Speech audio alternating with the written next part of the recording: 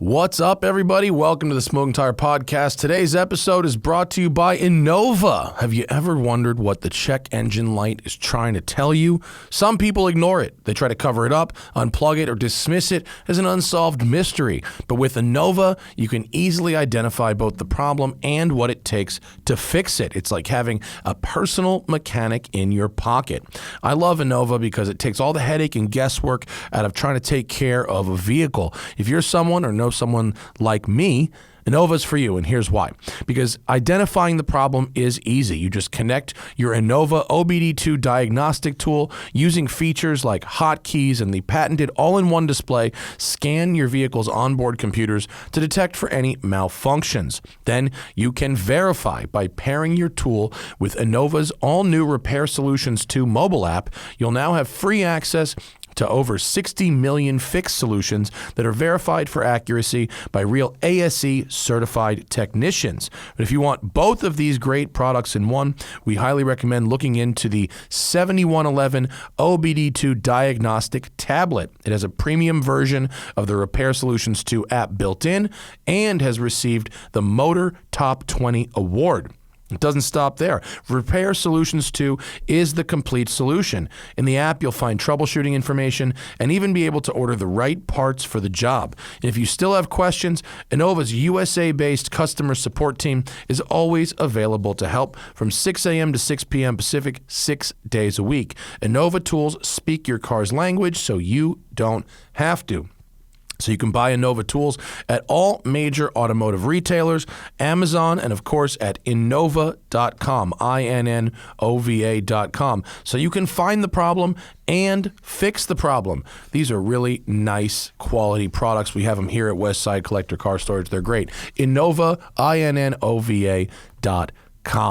Now, speaking of taking care of things at your car, you know what watches your car when you're not watching your car? The Blackvue DR750X dash cam. I love these Blackvue dash cams because they give me the peace of mind that my car, day or night, is always protected. This dual-channel Blackvue dash cam comes with both front and rear cameras, so you can enjoy clear image quality day and night thanks to the full HD Sony Starvis image sensors at a wide 139-degree view angle.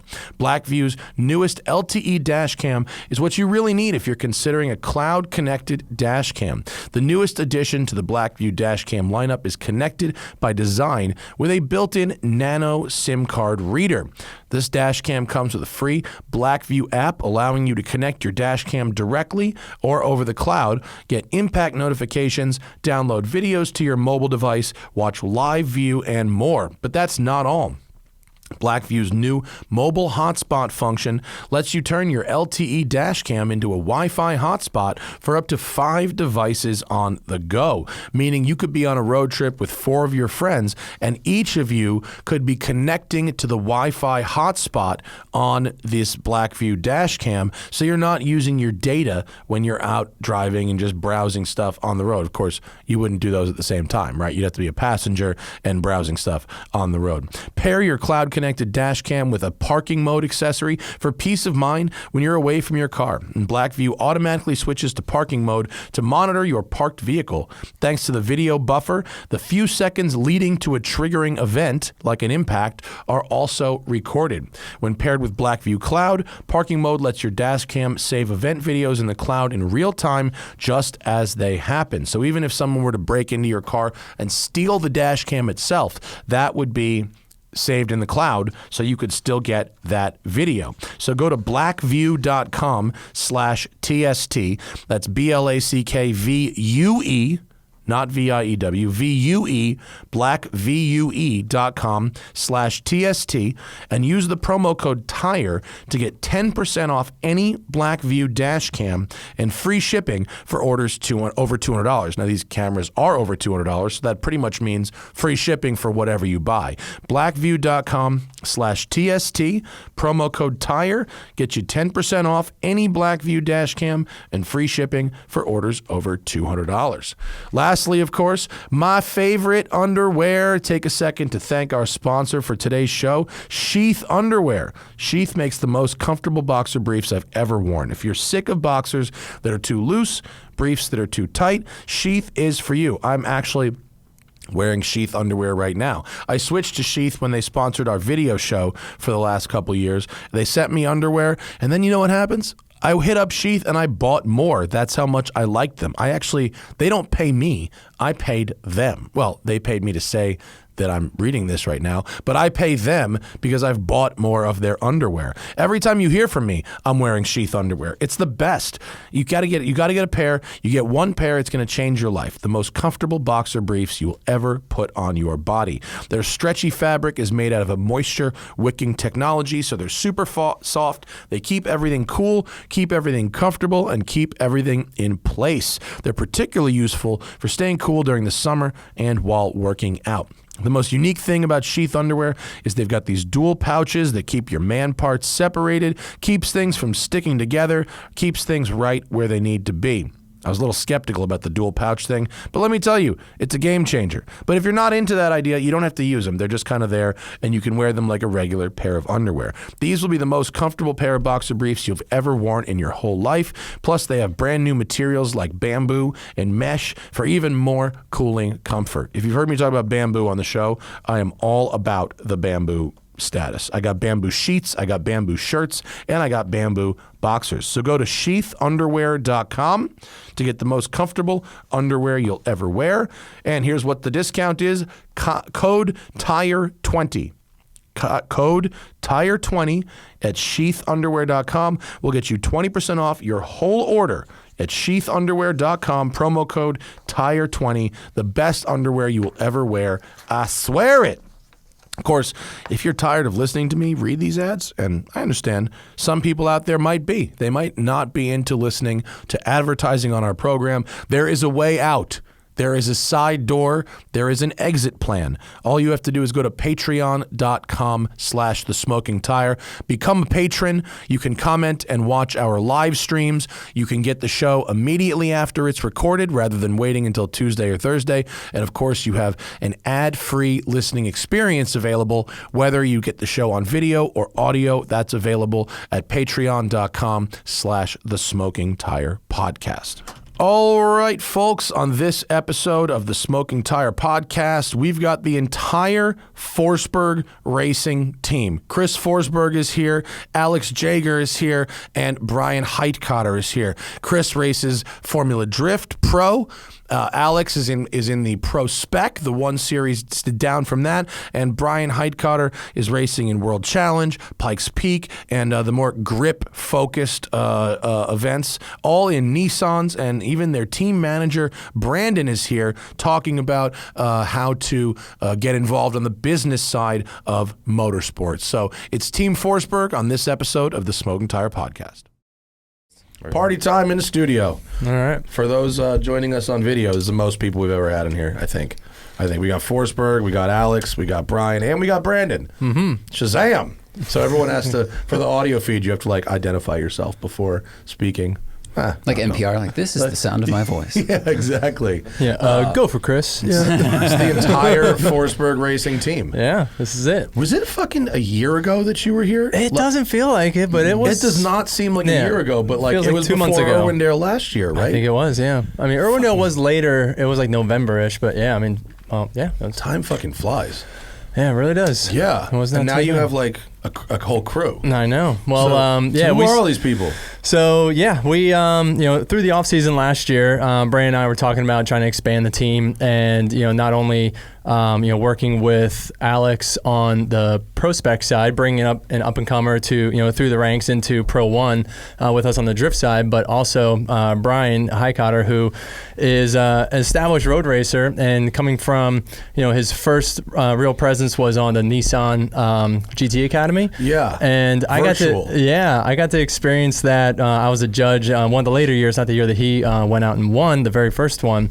And from there progressing into different levels of racing for Nissan North America. And so we wanted to do a road race program with the expansion of Grid Life doing their GLTC. We had those guys just knocking on our door being like, you guys got to build a GLTC car and come out and race with us. What's GLTC? Grid Life Touring Cup. Oh, right. Yeah. So it's it's like a open platform, power to weight to tire class. And so we built a 370Z, of course, and we reached out to Bryan to be the pilot.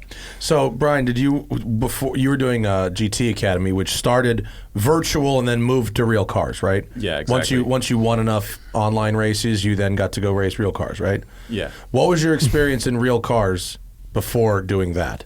I'd done a bunch of autocross, like in my own street car. Okay. A few, like 2 or 3 HPDEs a year. Okay. Stuff like that. All right, so you didn't have it wasn't a virtual only experience. You knew what going fast in a car was supposed to be. In theory. Roughly, but I had no wheel-to-wheel racing experience. I've never driven a proper race car, slicks, anything like that, Did virtual racing prepare you in any real way for that? It did. I think the biggest thing, two things. Number one, the muscle memory. Once force feedback steering wheels were common, you develop that muscle memory for feeling understeer and oversteer and how to react to it and stuff like that. And the other thing was just the competition mindset and staying focused for an hour, 2 hours at a time and not making any mistakes. The competition part of sim racing at the top level is just as intense as top level road racing. It's just the cars aren't real. Yeah, well, but your mindset's kind of the same. I guess if you, I don't know, man. When I drive in sim races, I don't have the fear at all. Yeah. If I drive a wheel-to-wheel race, I'm acutely aware of what happens. There is that difference. We are going fast. Wow, this car's a lot faster when there's another one fucking right here. Shit. So I guess if you're seeing it in the same, then you don't have the fear. There's a healthy respect for what can happen, but for me, playing on a sim when I was growing up was my way of playing race car driver. That's all I ever wanted to do. And that was the only way that I could do it. So I treated it in the sim like real life. So I'll try not to crash, try not to put wheels off, try not to touch other cars, stuff like that.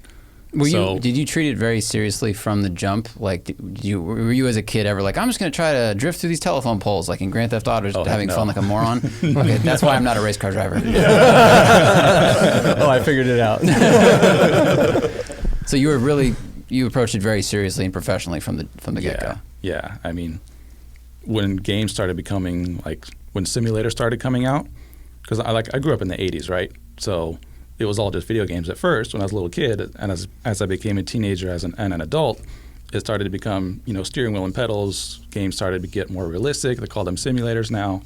So as that kind of progressed, I gravitated that direction and just went pure simulator from then on.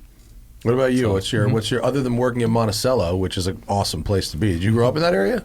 Yeah, I'm from northern New Jersey. Oh, nice. About 50 minutes from Monticello Motor Club. Yeah. But Seven Lakes Drive is a good place to learn how to drive over there. Yeah, I grew up driving in Hawks Nest. A lot of, I like High Point Mountain almost more than Hawks Nest. It's a lot longer, get a little bit higher speeds. Probably shouldn't say that, but you can get pretty fast. Allegedly, yeah. It's just it was a cool place to grow up. We have some dirt roads and all that too. I come from a rally background. So, cool. It was a lot of fun in that particular area because you could go from the city to Monticello pretty fast. That's why we have so many members up there too. From the city Monticello area. is a good place to be. Yeah, as you've been on that track. I think it's probably my favorite racetrack I've been on. It's big, it's clean. Every time you go to that place, it's immaculate. Yeah. Every corner of it is spotless. I would show up 5 days, sometimes 7 days a week for work. And I'd be like, who's cleaning this place? Every day, it looks beautiful. Yeah, who's the one cleaning it? Who's doing all this work? That's where all those dudes go. They're out there with headlights in the middle of the night. Mowing the grass. Sweeping the tracks and mowing the grass, That's what it is. It's there. It's very VIR-like, I think. I was there. I was there literally from when it was dirt. I drove it on an ATV in 2005 when it was dirt. And watching it get built up to where it's at now. And now they've got a fucking rally stage there with Chris Duplessis running the show. Chris is the G. I love that dude. One of the best people I know. Yeah. He's really the reason why I started working there, obviously from rally. Did you start working on the rally side there? Or because you were talking about doing BMW and they've got an outpost there. Yes. So you just jump around or what? So, I helped them develop the whole rally school. That's how actually I became close with Zach. He actually came and did the rally school with, all the Tangent Vector guys. But I originally was brought there just to be an instructor, and I come from a drifting rally background, which at that time the club didn't have any sort of drifting or rally stuff going on, with the exception of Chris going and burning down tires every single day in an M5 safety car. So I came up, helped them develop the rally program. We did their skid pad. I was mostly the guy that handled a lot of drifting stuff. I was literally the only Do they have a dude. drifting program now? They have a skid pad. They built I don't even know. It's massive. They built a huge skid pad every other racetrack. Not the one in the back by where the garages are. They built another one, right? Yeah, no. So they actually got rid of the one where the garages were, and they built more garages now. So, okay. Obviously, the members are growing. It's 600 plus members now. So they built a massive skid pad that has water. It has everything. It's in where the skid pad would be on that picture. On the the top left is where the garages were. That's the one I remember. You see them use the gallery. Yeah, see the big patch of grass above the gallery. Oh, that's they put it there. Yeah, now that's a big skid pad. Shit. And that is a nice piece of otherwise unused but grass. Yeah, it was a helicopter landing spot. That's where everyone would go and I'd show up to the club in my helicopter. It's fucking G. I've been at press launches there and have someone roll in their Bell Jet Ranger or whatever, and it's pretty sick. Yeah. Yeah, there's some really interesting members that go there, but it's cool when you see a helicopter show up and they get in their McLaren 720S. And these guys, I've never met a group of people that are all so happy. Everyone is so friendly that's a member there. They're all they get along, they all eat lunch together. It's literally a huge family. Everyone knows what's going on in each other's lives. Everyone, all their kids go up there. They go and do the karting. They do all this kind of stuff. It's such a unique atmosphere, in my opinion. I don't really spend a lot of times in places like Monticello other than there. So it's pretty cool to see. Well, that kind of stuff happens at a golf club too. I mean, I'm not really of the golf club mentality, although I like the sport of golf.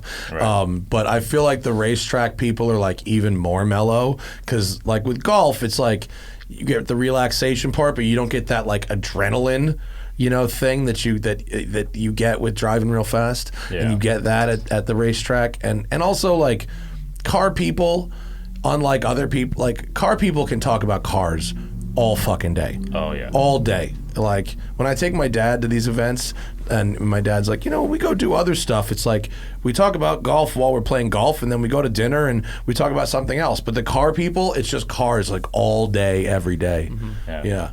It's probably a good place to work. I bet it'd be fun. It's pretty cool. I haven't gotten to spend much time there this year, thanks to Formula Drift, and I have another full-time job. At one point, I worked there full-time, and it was awesome. It was the coolest year of my life, honestly.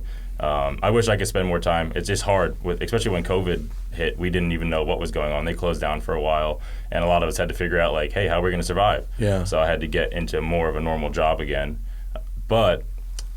It's a beautiful place. It's so cool. If you ever get to spend, I know he didn't get to spend a whole lot of time there, but anytime you get a chance, you capitalize on that. I've been up there a bunch. They were nice enough to give me not a membership, but if you don't ask us too often, we'll let you come use the track whenever you want, which is really nice. Yeah. If you know the right people, you could definitely have some fun. I've driven my drift cars there. Really? And so I bring them up, and they don't get mad you're ruining the tarmac. No, Chris is doing way more, putting down way more rubber. They should have a drift program. I'd love to see these old white guys learning to drift in really way too expensive cars. That would be hysterical. Yeah, I've sat down with Ari. I'm sure you know who Ari is. Yeah, Ari Strauss, CEO of Monticello, and he wanted to, funny enough, kind of get into building a 4-seater drift car type demo thing, mainly for Chris or myself. I mean, really Chris to drive, because he gets to do whatever he wants there. But they wanted to build something 4-seater drift car to do ride-alongs.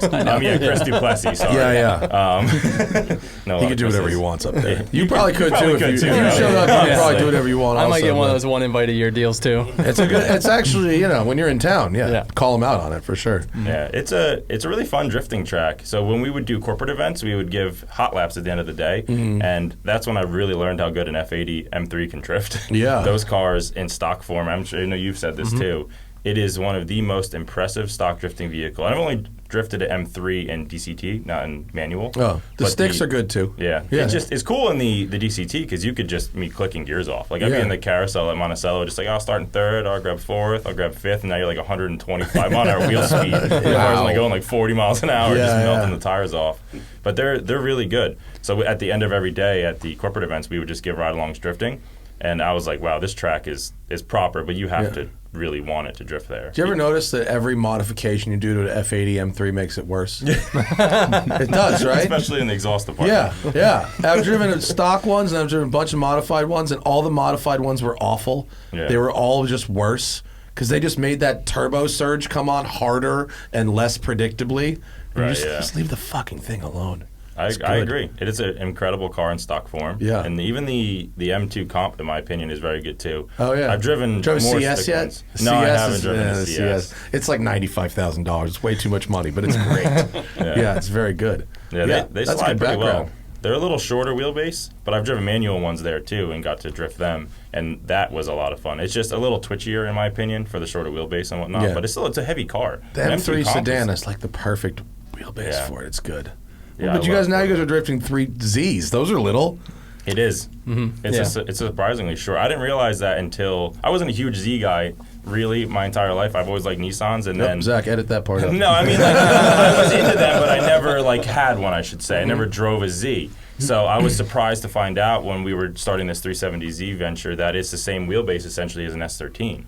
248X. I didn't realize that. About, a quarter of an inch longer. So it's, it's a 100-inch wheelbase on the 370? Yeah. Oh, I guess they really push the wheels out to the corners. The bumpers are really short. There's no overhang. So like this weekend at Irwindale, we're basically rubbing the tire on the wall the whole time. That's fun. That's fun. Yeah.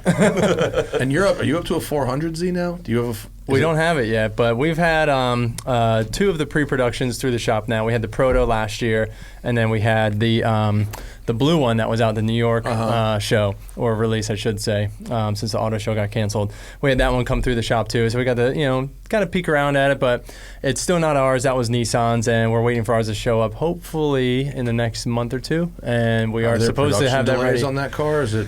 Well, no, because they haven't pushed back the production car release date yet, but just us getting our chassis has just kind of been pushed back, and so we thought we were going to be working on it now and bringing it out to SEMA. Yeah. But we're not going to get it till maybe December, and we got to have it ready for Long Beach. Does that mean we've kind of forgot about that one when someone asked us on the show the other day, like, what do we think are going to be the biggest, the cars that we see a shitload of at SEMA this year? Forgot about the 400Z. Well, it's not. It's not going to be there. Yeah. There's going to be the one at Nissan. Yeah. We thought it's going to be C8 Corvettes, 86s, new M3s, and what else was there? More Safari stuff. More Safari stuff, and then a bunch of electric cars on rims. I believe that. Probably right. Like mad Mach-E's on rims, and Lucid Airs on rims. Fill that South Hall up. Yeah. Have you tried to drift a Mach-E yet? Not yet. I haven't driven one yet. The rear-wheel drive ones, you can slide. I bet. Yeah, they're cool. Especially big power, big car, like electric. Yeah, no problem. Electric drifting is interesting. Yeah. Without a way to connect what you're doing to like a gear and an RPM, it's like a little odd. Yeah. It's I got to drive it was like a Lotus with a Tesla drivetrain, so it was pretty tail happy. So a Tesla. Yeah, essentially. That's a Tesla Roadster, basically. Yeah, exactly. But it was a buddy of ours, Sasha, who's from Canada. He built his own a few years ago. Oh, I met that guy. Yeah. I've met him before. He's a cool dude. Yeah. He's quiet, but he builds really cool cars. Right? It's a Lotus Evora with a Tesla power. Yeah, exactly. And so that thing was fun. I got to rip that thing around Gingerman, and it gets tail happy real quick, because it's got good torque. Do you even as a pro? Yeah, when it starts to get sideways, do you have the feel to modulate throttle and stuff like you would in a gas car? Without the audio? You still feel the rotation of the car. That's like the number one thing. But it's very interesting. He was still dealing with battery issues, or maybe it was because it was the end of the day, it was kind of losing its overall charge, so you'd only get one good lap out of it before it started to lose power.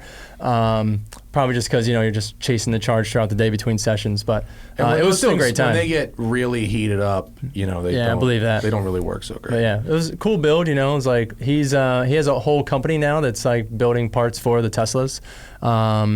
Called Mountain something Motorsports, but what the fuck are they called? He's doing a good job, making some performance parts for those cars. I met them at one of the Button Willow Time Attack things. Mountain is in there. What's it called? Is it Mountain Pass Performance? Mountain Pass. Yeah, there it is. Mountain Pass Performance. Very good. Thank you, Bryan. Yeah, cool Very guy. good, He yeah. also built the most powerful naturally aspirated VQ out there. Oh, It's really? like How much power it's is like that? 600 horsepower. Really? Yeah. Whoa. Naturally Yeah. aspirated? Yeah. What the fuck do you do to a V? It's got to be stroked All of out to it. like 4.5 liters or Yeah, something. that's how I first met him, because he was like the other guy like pushing the limits on Z's, but in the NA VQ form. So like, you know, just full ITBs, like long tube headers, like fully built internals. He was working with the guys down at Jim Wolf Technology that I was working with too. So we're doing like similar head packages on our drift car and his road race car. I mean, yeah, they're just making big power naturally. What's the aspirated. It's most pretty cool. effective way, like at a consumer level, to make good reliable power on a VQ? Turbo kit for sure. Yeah? Yeah, you just gotta keep the boost down. Yeah. Like those things will make, well, depending on the VQ, you know, there's the DE, there's the HR, and then the VHR.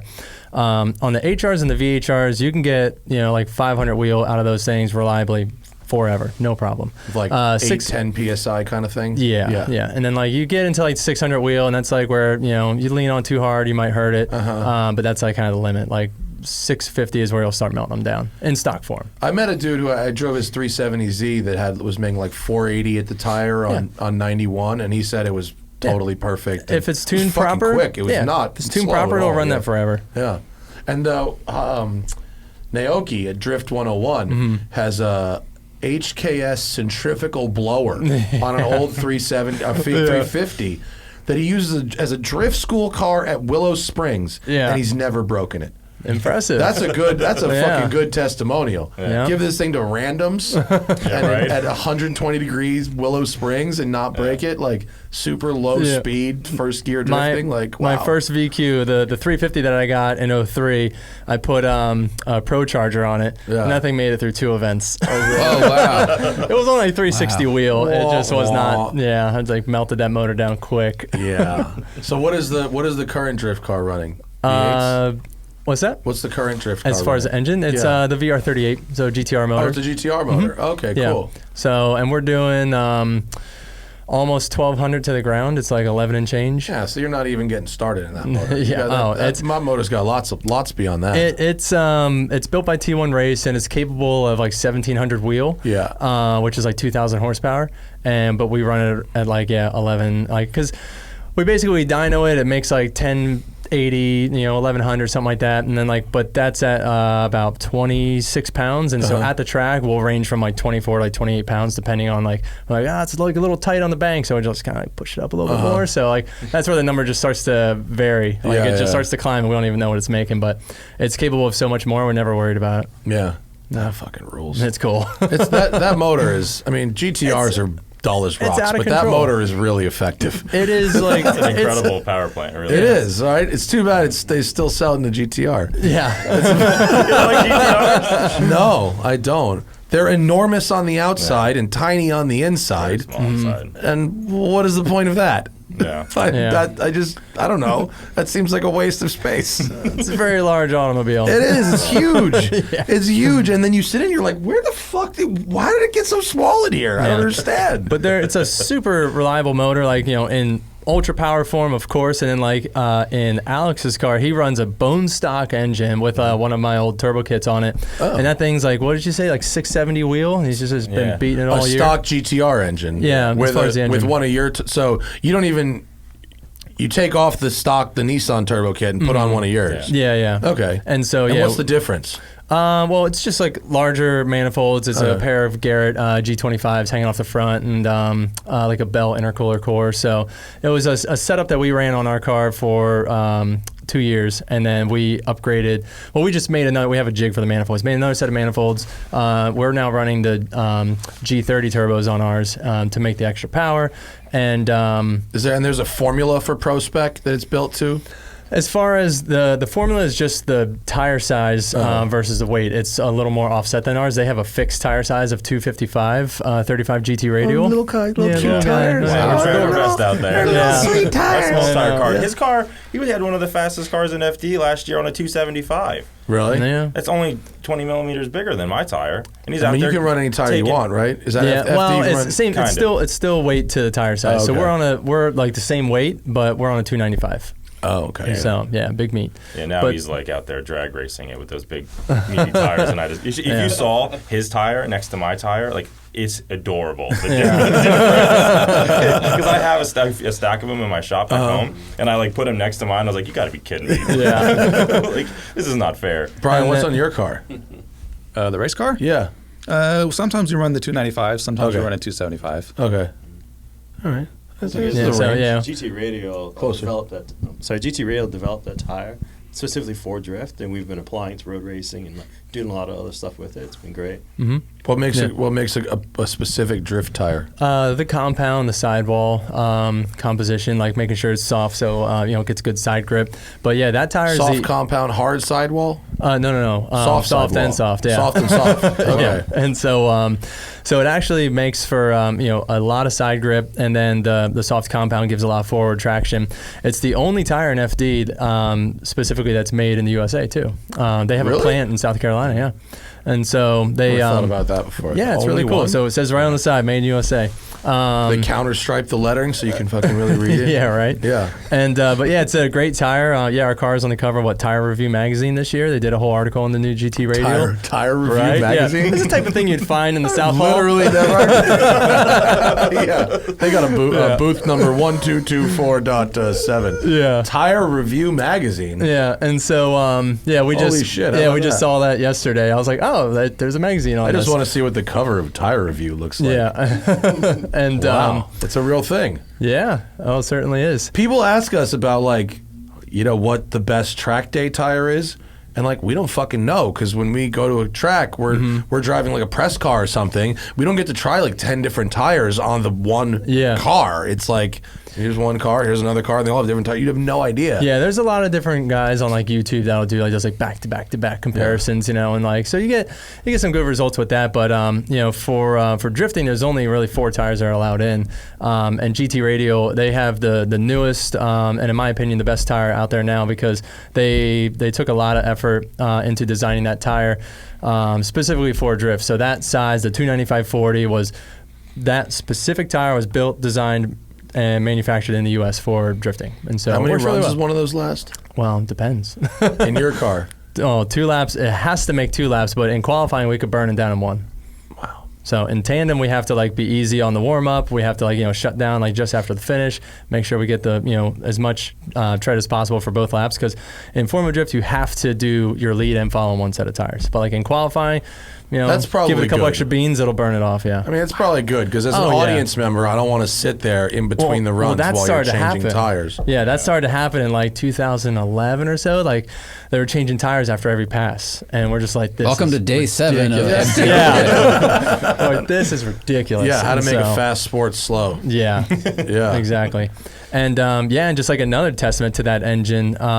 So when Bryan was racing in the Nissan GT3 GTR, so that's a VR38 as well. And that thing, well, it's kind of restricted. It was making 550, but it would just matted for hours and hours and hours, endurance style racing. So that motor in all different formats just can take it.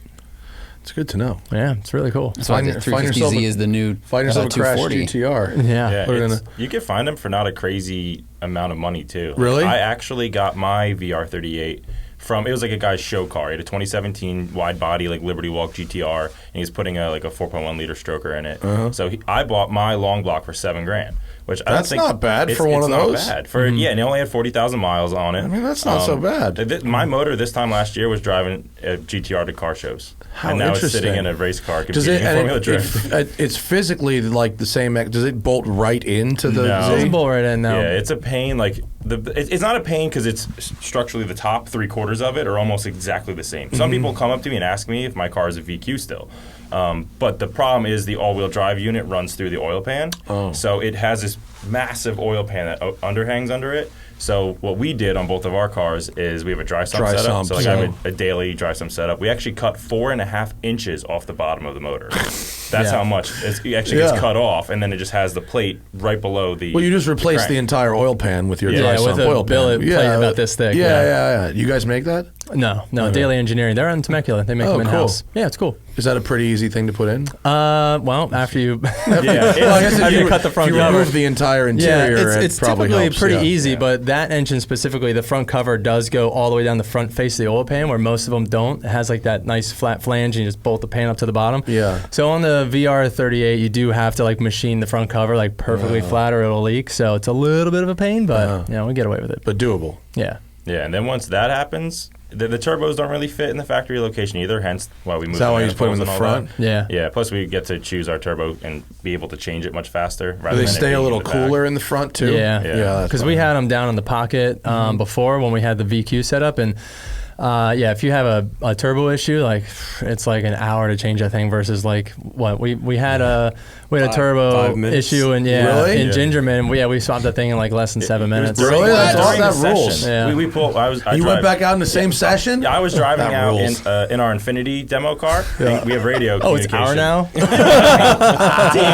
Chris's. You know what I mean? So on the radio, he's like, "Hey, Soon it I will think be mine. my, I think my turbo sees," and I'm like, "What? Okay." So he pulls off, and then like pulls back on track a couple minutes later. I'm like, "You good, bro?" He's like, "Yeah, we just changed the turbo and everything's Wow, I'm good." amazed it even had time to cool down. It did. No, I didn't. I was gonna say it was hot.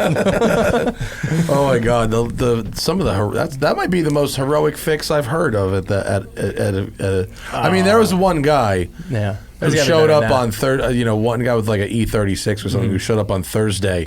And finished, I think, one lap at the end of the day on Sunday, having pulled his entire engine apart like twice. But oh man, there are some heroic fixes at that. Yeah. that Hey, I mean, Gingerman event. you get all the way out there, you gotta fix the car and get back out. You can't just like turbo broke, we're done for the weekend. I mean, So- how many turbos do you keep around too? Well, I mean, that's the first one that we actually lost. And I think it's because we run so much anti-lag through that car. Because, it puts out the big flames, really cool. Yeah. So we run it on that car a lot, and I think that's what toasted on that car. Because we haven't lost the turbo on the race car at all. But we don't run the anti-lag on the race car.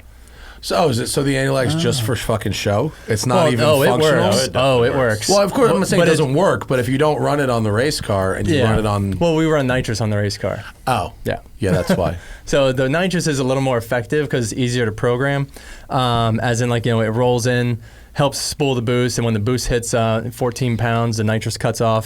So it's there just specifically to light the turbo off, whereas the anti-lag, it's constantly spooling the turbo, it's constantly hitting it. So as soon as you touch the pedal, it's like all 30 pounds running right into the motor. Yeah. So it's a little more like drastic, but it looks really cool. Yeah, makes So sense. like in competition drifting, it causes like a little too much shimmy, so we yeah. take it out. Okay. Do they have nitrous refilling stations at the at FD events? Yeah, it's in my trailer. Oh, it is. Yeah. You just Well, bring, for a you minute bring there, extra we're tanks, or do you have a thing that? Oh pumps yeah, it? we bring like 3 to 4 mother bottles. We have a pump on the wall, a compressor hooked up to it. But yeah, for a Nice. minute there, we're pumping bottles for like 4 or 5 different teams. We're like, no, get your own. Like, yeah, these are $10,000 a pop. Yeah, right. Absolutely. Start making Nitrous money is off of cheap. it. Ask me how I know that. You gotta get the dental grade one. They keep telling you that. Yeah. The dentist. The dental is it dental Yeah. grade? Leave it cracked loose a little bit. Bro, listen. I went to college in Philly. We used to have Philly was the nitrous oxide capital of the universe. Yeah. because there was one place that would fill anybody's nitrous tank with dental grade nitrous for like $100. You're a dentist, right? Yeah. We had something called Tank Sundays, and that's why I don't have a real job. Boy Scouts is different there. Yeah, totally. Brian, I have a question. When you transferred, how long were you doing autocross before sim? Or I guess was sim first? Yeah. So did some of you, I was thinking when you were talking about tires, like did you already have that kind of practical education versus sim racing? Like in sim racing, you're not learning as much about compounds and different PSI and all that kind of stuff, right? Like you're not swapping tires and going, this one's the better one, because in a lot of games I've played, they're like, here's your car, it has tires. So was there a curve there in your education when you got into road racing? A little bit. I mean, I like to work with engineers who are way smarter than I am, so I usually let them figure that out. But on my own cars, when I autocross, mostly I would just go off of like what other people were doing, because I was a kid in college. I'm like, hey, what tire pressures are you running? What tire is that? And just figure out what the fast people are doing and do that and play around with it a little bit. But yeah, I didn't do any of that in sim racing, especially at the time, because it was you just get what you get. And there's no tire heat up or anything like that. You don't wear out your tires. Now you get that. Now you get marbles off the edge of the track or the edge of the line and all that stuff too. But yeah, back when I was learning, it was all the sim stuff was all just run the same lap every single lap all day long because nothing changes. Well, so when did because I don't even really know this, when did you start doing like your tire review portion for like Hankook and those other manufacturers compared to when you were doing like the GT3 racing? So that was, let me try to remember. I think that was around just after I got out of like World Challenge and stuff like that, and I started doing some tire testing stuff. So what is the best tire for track day? Now that we know, I can't even keep up with them all. Yeah, it's the craziest tire war I've ever seen in any like GT form of motorsport. No, but seriously, like that's why Brandon's here. Okay, so I've been sitting in this corner this entire time, so waiting for my moment. To your point, we were running 127s at Big Willow in the 370Z GLTC car with the GT radials on it, street tires. Which I don't know times there, but I think pretty that's fast. Reasonable for street tires. That's pretty fast. Like, is it? Yeah. I was gonna say I don't know what like a proper time is. Yeah, I mean like not So that what was I'm the time? anything special, but I did a 130 in the 127? new Lamborghini STO. Like with Does a what? I did a 30 in the Lamborghini STO, which is on like Corsas. Pirelli Corsas, and is it Trofeo R's? Pirelli Trofeo R's, and what's his name? Richard Antonucci did a 26 there. He's like Lamborghini's driver. Whoa! In the same car. Yeah, well, RZ did it 27. Lost some Awesome. tires. That's fucking for a Z. That's really fast. It was so the Z is, and at that time that was only the second time it was ever out. So it was still very fresh, still a full H pattern. The weight wasn't like 100% yet because like we like basically rebuilt the whole car after that skip day event. And no ABS. Anything in the 20s is fast. Oh yeah, no ABS on that one either. So the ABS wasn't working yet. It didn't have the dog box yet, and it was actually on 20 mil smaller tire than it was actually allowed to be on, because it's allowed to be on 315s at that weight, but they only make a 295. Oh yeah. So like per that kind of tire to weight, and it was running full power, which full power is 300 wheel. So yeah, and that thing was scooting. That's really fast in a fucking Z. Yeah, if it had like the GT slicks on it, probably could have picked off a couple more. I'm sure. Oh yeah, especially at that track, which is just grip and it's bravery. All lateral grip. Yeah. Well, because the tires that he was on, it's like I said, it's the GT Radial drift tire, so it's a 295/40. Super tall, so it's probably got like a lot of squish on it, for road racing because it's built for drifting. And then also, what was I gonna say? It's pretty heavy compared to a slick. Like the GT, because like there's GT Radial, like the letters G and T, and then GT GITI is the parent company. Oh, and they make like proper slicks, like what Monster ran on his. Electric car up the hill, Pikes Peak. Yeah, so he was on like the GT Boy, slick. that is a confusing branding exercise, isn't a little it? bit. Yeah. Well, so should have a little conversation with them. Listen, guys, this is hard to promote on a radio show. Well, as far as America is concerned, it's just GT Radio. That's like our version. So, but the parent company, like the global company, it started as GITI. So. That's where they obviously came up with the name. But yeah, so they make a proper slick, but it's not DOT, so we can't run it in the Grid Life Touring Cup. Well, so that's why we were putting it on those. Shouldn't be DOT. So yeah, I'm okay with that rule. Most of the field, because most of the field runs on the Hoosiers, and if they let people run actual slicks on the street here in California, you would see the number of crashes that you would see in the canyons would be staggering. Well, they already can't handle a drop of rain without slicks. Were you here when it rained last week? You weren't here. Oh yeah, it was a fucking disaster. Oh, it's instant disaster. My buddies that work in a body shop, they're like, oh, we love when it rains. Yeah, I'll go dropping off some bumpers and body kits to them, and it just happened to rain the week before, and the lot is just full. Dude, nobody changes their tires here. Nobody changes their fucking wiper blades. Nobody gives any extra distance. Well, not even the trucks will change their tires. The trucks are running like 33-inch slicks. I think people drive faster in the rain. Around here? Around here? Yeah. They speed up. Well, look, in fairness, if you've got a properly set up car, the cops are really lazy here, and they don't go out in the rain. So it's a really it's an objectively great time to speed. If you've got tread, for if starters. you have a car that is prepared and you're mentally prepared for rain, it is objectively a good time to speed because they have a choice. They don't have to go out in the rain. It's so few times. They don't give a fuck. They're chilling. They're doing paperwork on the rain days. They're not in the car. Like I've never heard of anybody being pulled over in the rain in California ever. That's funny. I love how you guys talk about rain here in California like we talk about snow in New Jersey. Yeah. Like, oh, it rained last week. And I'm like, what? It rains like every other day where I Well, live. because that's the same amount of frequency. It's it pretty rains funny. as Yeah. often here as it snows in New Jersey. Seriously. That's crazy And- to think yeah. about. And when the it crash rains, rate is about it's the a same. shit show here, because not Same when it snows. only because of the drivers, but because LA is not set up like it because it doesn't rain. Right. The infrastructure is not set up for rain, Right. and so there's enormous puddles everywhere. It does nowhere drains properly, so the conditions really fucking deteriorate fast. Oh, I and bet. so, dude, if all of us, you've ever heard of the Santa Ana winds? It's like I a haven't, thing. no. If the wind always blows off the ocean, right? Right. Except when it doesn't. And when it doesn't, its shit is so bad that they fucking have a name for it. The Santa Ana winds is just the wind blowing the other way. Right. And like fucking the amount of shit that comes off of trees when the wind It's going the other direction. yeah, It makes no sense. the whole city is set up for wind that comes off the ocean, and when it turns around for a day, trees are down everywhere. It's fucking Everything's crazy. chaos. Yeah, they call it the Santa Anas. Yeah, that's crazy. Yeah, it's fucking. That's We're like, that's is the shit city we do. invading? No, it's the Santa Anas. Santa Ana's coming. coming for us. Yeah, and especially where I live man. down by the beach, like fucking shit. Palm fronds are flying through windows. It's fucking crazy down there.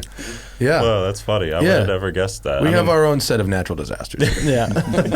you have quite a few, it sounds like, in California. Oh yeah, there was an earthquake last week too. Yeah, we don't have those in New Jersey. That was never- fun. Brandon got to experience his first one. Really? Oh, he's terrified. He didn't even want to come back out for this I event. know. The one like 2 weeks ago. Oh, It was during Long Beach. Yeah, during Long Beach. It was a couple Yeah. weeks ago. Yeah. He was up in a hotel room, so Yeah. like 10 stories up. Did we get to sway? Oh yeah, it was. Sway? I was. That's we were not at fun. 16th floor, and okay. I walk out of the bathroom, and the whole thing is shaking. And I'm like, nope, Nope. back to New York. There's a couple different guys. There's the rolly wavy ones. Those are really fun. That's where you go, am I wasted? Yeah. And then you have to check the pictures on the wall to see if they're doing this. And then there's the one that feels like a car just drove into the building. Those are my favorite. Yeah. Where it's just one hard fucking bang, like a car just dragged in the building. Yeah. And my cats fucking lose their shit. And then there's the slow vibraty ones like last week. Yeah. Yeah. The cats are good predictors too. Yeah. The cats. We were having dinner the other night, and there was like probably 2 months ago, and there was an earthquake. All of a sudden, all three of our cats, which sit on our table while we're eating dinner, they all look to the east. They all just go look to the east. 3 or 4 seconds later, bam! One big fucking hit. I was like, whoa, they knew. It's Yeah, fucking wow. crazy. They could hear it. They probably heard it coming. Yeah. Wow. Crazy. Not enough time to make any kind of practical yeah. moves, though, unfortunately. Yeah. It's a shame. Can't save yourself on that The one. cats are looking. So how do you guys rank Irwindale on the FD calendar? I know you like it because you get to go real fast. Yeah. You guys feel the same way? Do you have enough power to go fast enough to make the banking fun? So I haven't driven Irwindale yet. Oh, really? But I flew out last year before this whole thing came to fruition, and I watched the track in person, and I was like, whoa. Like, I It's mean, fast. like I've gone like 180 plus in McLarens with like barely a sweet, just like a normal open face helmet on, and was not even slightly scared. And I watched this track like in person. I was like, this is no joke. Like Yeah. drifting this track is serious because it's probably one of the higher speed tracks, especially for us pro spec guys, because we only do 4 rounds rather than 8. And it looks intimidating. I think the car will be fine power-wise. I mean, we're still on a pretty small tire. Oh, yeah. Regardless of how much grip that tire makes, it's still small for how fast our cars are nowadays. So we're definitely going to loosen it up and probably have to add a lot of wheel speed into it. But I'm not too worried about the car making it around it. I'm super excited to drive it, though. It's such a prestigious track in drifting. It's got to be one of the oldest, right, in FD It is, calendar. So It's funny, the word Irwindale and prestigious. Really? It's not the word I would have used. It's a good point though to look at it like that, because like for us drifters it is. Yeah. And that's what I think is so cool about the sport of drifting is like we could take something that to like, the people in your position in the world, do you think that place is kind of not what it is? No, us? I'm fucking around. I know, but it's funny that Willow to us Springs it's so is cool. prestigious too, in a way. But like when they filmed Ford versus Ferrari there, they didn't have to dress it up at all. Yeah.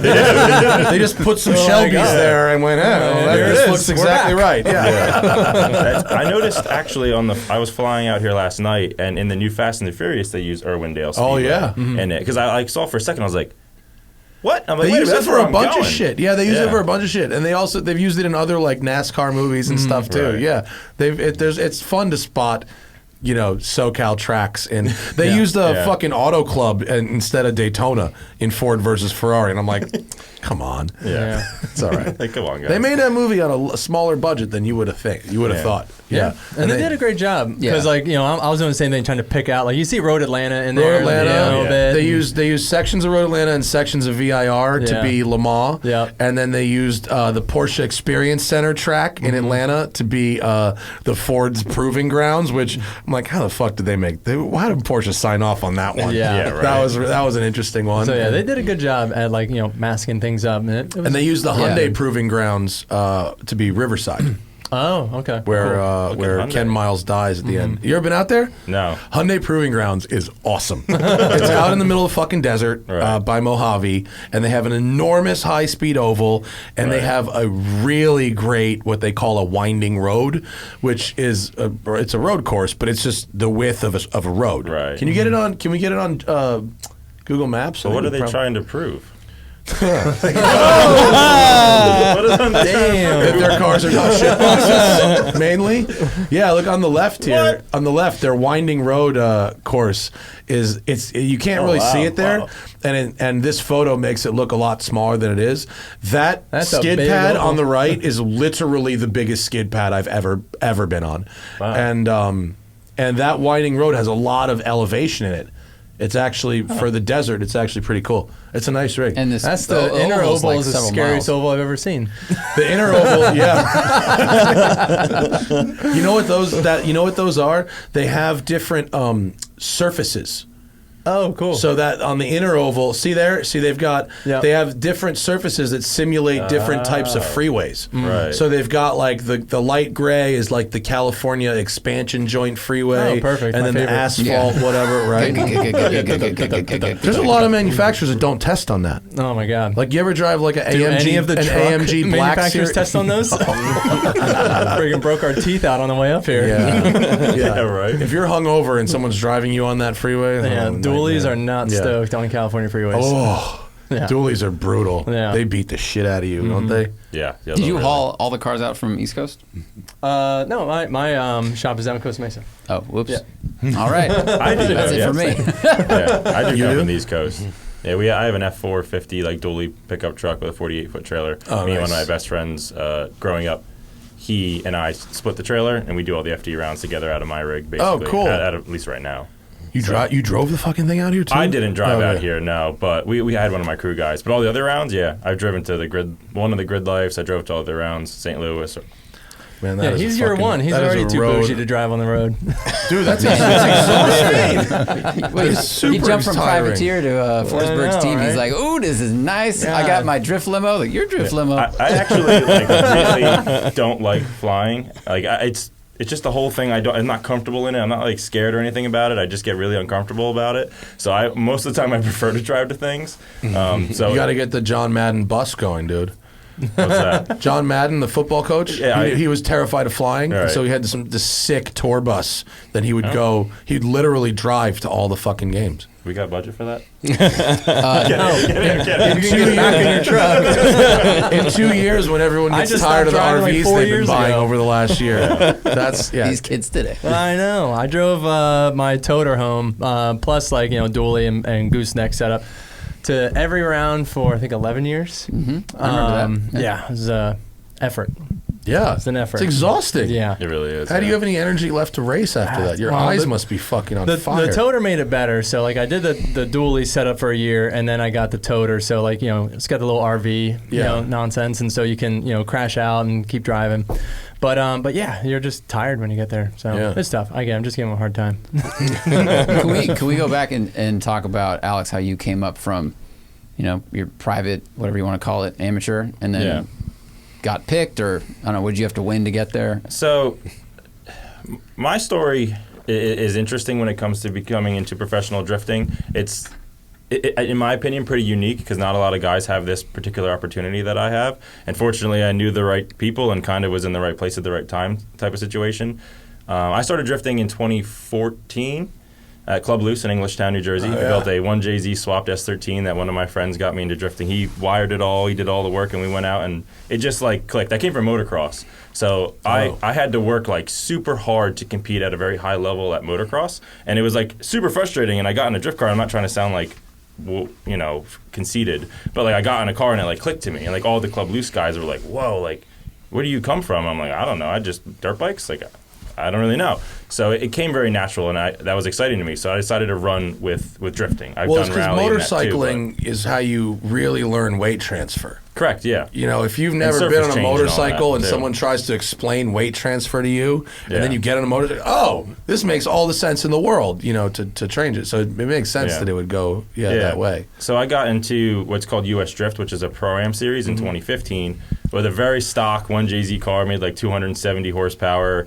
Did pretty well, but I always was like obsessed with rally. So I took a couple years off. I went and explored rally and all that kind of stuff. And at the time, before all this, I went to Dirtfish Rally School. And the best. I love that place. The reason why I really wanted to push for drifting was my instructor, Winston, was like, dude, all you want... Yeah, well, you know Winston? He was my instructor. Yeah, I love Winston. So he was like, dude, I all had you want to do... Forrest, Chris, and Winston when I was working up there. What a trio. Yeah. That's insane. Forrest Duplessis is Chris Duplessis' brother. And Oh, yeah, I know Forrest well. I was telling them. And the three of those guys were the fucking G's up there. Yeah. Winston rules. Yeah, I haven't heard from him in forever. Yeah, he was Winston DeWart. There he is. Look at him looking all good. He's an awesome dude. He's hysterical. Yeah. He was like, dude, all you want to do is drift. Like, have you ever considered getting into drifting? And I'm like, I don't know. Sure, I guess so. So, moral of where I'm going with this story is I was at Englishtown, New Jersey with a Dirtfish hat on, and one of Brandon and I's close friends, Billy Petro, he saw my Dirtfish hat. He's also like a rally guy. He was like, are you wearing a Dirtfish hat? And I'm like, yeah. He's like, we're going to be friends. And I'm like, all right. So I started working for Billy at the time as I was getting into competitive drifting and rally, and that's how I met Brandon, because Brandon has been close friends with Billy most of his life. He stored his cars at the shop I worked at, which is called Broken Motorsports at the time. Well, it's still called that. That's where I worked. So we just grew a relationship. We became friends over the years. We'd go drifting together and all that. And in 2018, I decided to pursue drifting again in a competitive style. So went out, had a terrible year in 2018. 2019 was even probably a worse year. Didn't really do very well. Had a lot of car issues. It was always a dumb car problem. 2020, something changed. When COVID happened, I sat back, kind of reevaluated the car, put more time into it, went out, and we podiumed every single event I did and won multiple in a row. And at U.S. Drift again, I was able to win a Formula Drift Pro license. Did your philosophy about the car change? I mean, what did you just decide Well, in the year 2019, before that, I worked on 2 FD teams at that time too. So I learned a lot in that process of working with Formula Drift teams. So I applied all that into my 2020 season with my Pro-Am car, and it worked really well. So I won my license, and I knew Brandon knew Chris and knew a lot of people in the sport. So I just texted him, and I was like, hey, dude, I want to do Formula Drift. Can I just pick your brain about some stuff? Just to talk. And he's like, yeah, dude, I'm managing Chris Forsberg's program now. I'm like, what? Just like, where did that come from? So it got into talks about, just helping me with simple things, car setup, stuff like that. I met Chris at the track after one of my Gambler wins, which is kind of like a Pro-Am, but it doesn't count for Formula Drift. It's called the Gambler at Englishtown. And Chris was like... I was talking about the Gambler 500. I was like, wait, what? No. You can win that? Yeah, no. It's an event at Englishtown. It's called the Gamblers. It's run by the Naps that own it. It's just for money and bragging rights. Okay. It's like a Pro-Am style. Chris was there, and the next day we met at Englishtown. They were just partying. He was driving his KA car out there, and he's like, dude, build a Z. And I'm like, all right, cool. I could help you out the most with Zs. With setup, I could give you the most information. Maybe we can hook you up with some parts. We can figure stuff out. So it all came to be where we built my current 370Z. And just stemmed into this whole thing. I remember, it's weird, I'm sure Bryan could relate to this, or maybe, you've been... It's different. All of us in this position, I think what's cool is, we all could relate to the moment where we're like, whoa, this stuff is real. When you, with stuff with Nissan, to me... they called me on, it was like the first of 2020 or 2021, the first day of the year. I was loading my trailer to go do a shoot with Ryan Szymanczyk. I don't know if you know who he is, but nice guy. Yeah, my life as a rallyist. Yep, he's what's Ryan up to now? I haven't heard from him in a minute, but I know he's doing something cool. What's Ryan doing right now? I talk to him every week. He's one of my closest friends. So he's been working more with Tangent Vector stuff again. He's been on a lot of shoots and editing, but most of the time, that's why I haven't heard from him, because JF has him in a fucking dark room somewhere. yeah, that's exactly what. As we're talking right now, he's probably editing. He hasn't slept in probably 3 days, and he's probably pretty miserable. Yeah, you can't work for JF until you become JF. Yeah, you have to give up your home. You have to stop showering, and you get instant diamond status on United. Yes, you do. Yeah. Here's the deal. I've been there, dude. I know. But I've done shoots with Ryan on Haggerty and all that. But yeah, they called me and they're like, "Hey, we want to like do this for real. Like, you're gonna have a Forsberg racing car, like all this stuff. We want to manage your sponsor relations. Like, this is a pretty real deal." And like, I remember that moment, and I was like, "Holy crap!" Like, this is for someone like me, like a kid that just grew up in New Jersey with no serious financial funding or anything like that, to just kind of get noticed from skill, luck, and the right timing was pretty surreal. It still is pretty surreal to sit with people like you and everyone here is nuts. You know, we don't pretend to be good. We don't do anything. But I've watched stuff of yours since I was a kid. Not to say that you're old, but I'm old. I remember being in high school watching like you on the Super Speeders videos. Oh yeah, those are old. Yeah, like all that kind of stuff. Don't do any of that shit at home. That shit is mad dangerous. Don't do any of that stuff. Those tickets were real. I still suffer the consequences of those still today. Those were all very stupid. Yeah, don't do any of that shit. Well, one of the cool things with Alex and coming up, and when we first met, and he was working in Billy's shop. He was in his early 20s, and Chris was always his hero. He was always Chris Forsberg, and what was your Forrest name? Forrest Faustberg. Oh yeah. So you know how there's like Cletus McFarland and like all these other people. So me and Ryan Szymanczyk, one day Brandon was there for it. I don't know what it was, and this is like I never even drank a sip of alcohol until I was 24. So this was when I was about like 21 years old, let's say. Like this was as sober as you could humanly be at work. Like Ryan picked up a camera and we made up this personality called Forrest Faustberg. Okay. So it was a combination. Actually, someone from Club Loose posted after one of the rounds, like, "Did Forrest Faustberg win Long Beach?" And I saw the name. I was like, "That's great. I love that name. I'm going to run with it."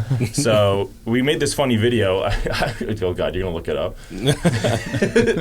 Can we find it? It's spelled wrong. So the Forrest is right, but it's F-O-U-S-T. Like Tanner Faust. So there's a lot of profanity in that video. Just like a lot. That's fine. We can't play it because of copyright laws. Yeah. But okay.